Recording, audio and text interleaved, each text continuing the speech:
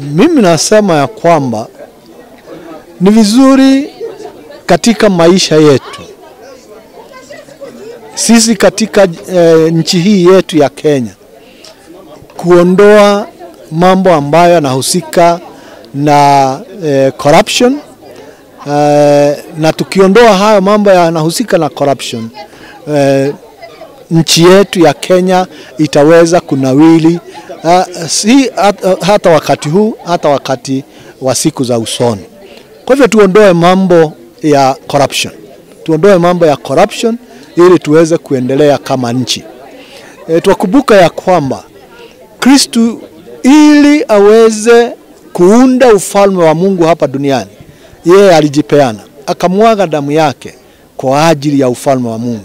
Kwa nini sisi watu wa Kenya, viongozi wa aina yote, wa dini na pia wa serikali,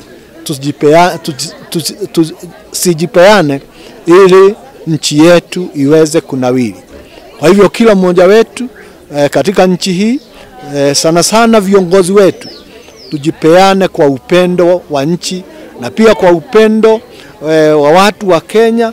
Tujipeane kutumikia nchi yetu kwa njia ambayo yafaa, njia ambayo inaangalia mambo mazuri ya nchi yetu au mambo mazuri ya kila mmoja wetu katika nchi hii yetu ya Kenya. Okay.